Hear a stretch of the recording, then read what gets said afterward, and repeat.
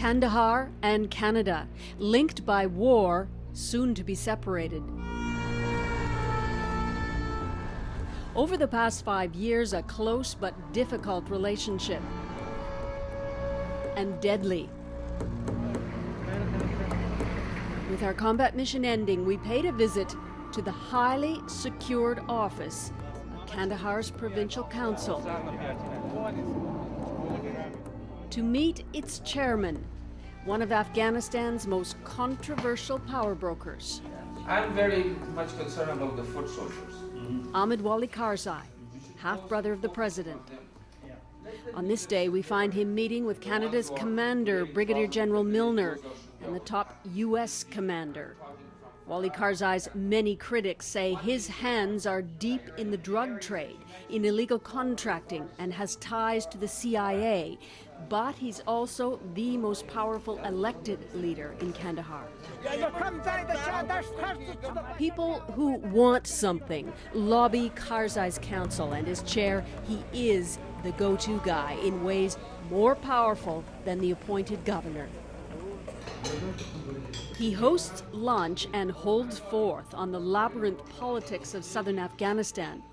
Not much in Kandahar escapes AWK as he's known, so NATO keeps close contacts. War is a dirty business. Once they are in control of the district, they come to the city. In a rare interview, he fielded all our questions about controversial allegations, but he began by saying Kandaharis were surprised when Canadian troops showed up here back in 2006. The people of Kandahar never heard of the Canadian military, that even Canada is a beautiful country and we thought they don't need the military. When they came in, they came to the capital of Taliban and Al-Qaeda, and all the challenges, 90% of the districts were under the control of the Taliban. Big war was happening at that time. Big attacks on the districts, and all the districts was under attack. So I think it was a major challenge they were facing, and I believe they did a very good job. 3, 7, 8. Bringing security. This is why we have a very good period now. All the districts are safe. You say the districts are safe, but your police headquarters in the center of the city was attacked 2 weeks ago. People in the city tell me they still feel afraid, insecure. You see, that type of organized attacks as a forced suicide attacker, that can happen everywhere. When someone wants to kill himself and blow up people, that's something where it's the most difficult thing to control.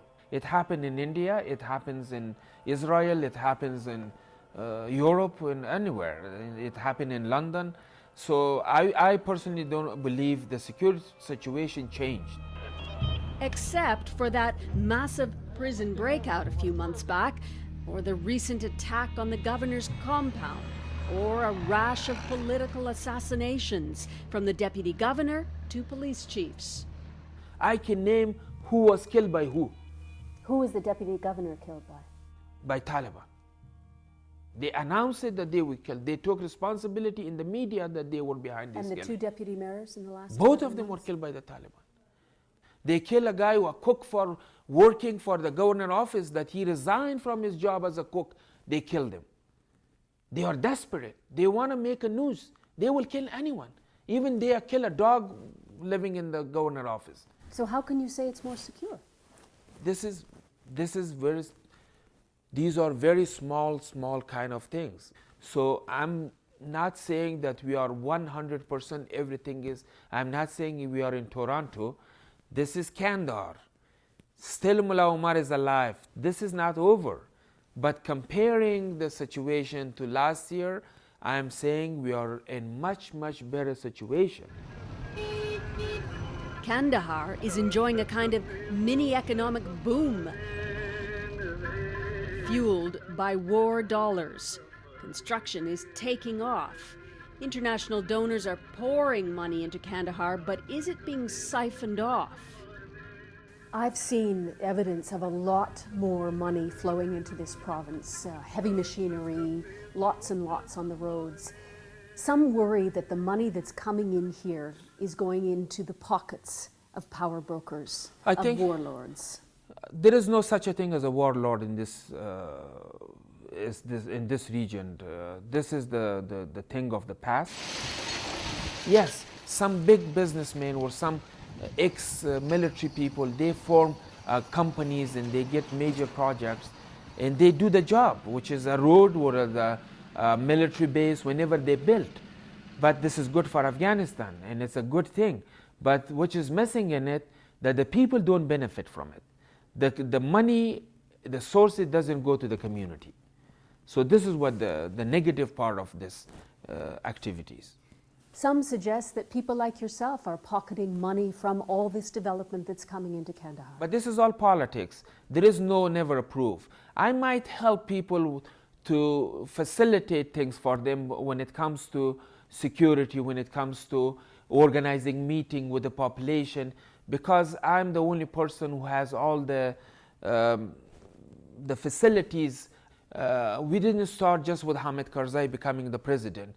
We were well known before that, my father, my grandfather, and grandfather. Can you tell me then that there is no corruption in all these contracts which are now flooding into Kandahar? It's not my job to say this is there are responsible groups in Kabul that they have to find out there is a corruption. So there aren't a few people getting rich off they all are, this absolutely. war Yeah. There are people who are based in CAF and they are sitting right there and they are making millions of dollars and their contribution to the society are zero. So that should be reconsidered. But nobody in your circle? No, absolutely no. No one. 2 years ago, the New York Times reported that Ahmed Wali Karzai was being paid by the CIA to run a militia in Kandahar. There were reports last year, I think I spoke to you on the phone, that you have been paid by the CIA. If I was paid by the CIA, it will be a secret. Believe me, it won't come out. You won't tell me? No. If it was, no, that's not true. The people that CIA paid them, no one will find out about it. Believe me. If I was a CIA, no. I'm saying no. No, I was never paid by the CIA. I am not a CIA, but we are working together. I work with the military. I work with the Canadians. You saw the Canadian military, the Canadian PRT, the Canadian civilian side. I met with everyone. We exchange ideas. We ask for cooperation. I work very close. I am a very close partner with the U.S. Special Forces. In 2009, over the elections, Wali Karzai was accused of orchestrating widespread fraud to help the re-election of his brother, Ahmed Karzai.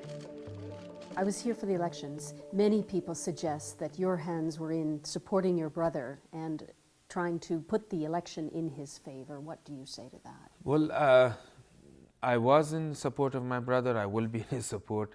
And this is the opposition. The opposition will accuse you of everything. And I think it's very clear for the people of Afghanistan that my brother was a clear winner, and the people who was running against him, they were not even close. They will not even get close to him in another 100 years. So you deny that there was any rigging of the election in Kandahar province? Let's say I was doing something bad in Kandahar in the election. What about he went Herat, he went Mazar, he went Takhar, he went all those Kabul. But were you trying to? No, never. That's I'm saying. That's what they will accuse. The opposition will always make excuses for their loss, excuses to win the election, and excuses to cover their own fraud. But everyone knows that he was a clear winner, and they have to accuse someone, put the blame on someone.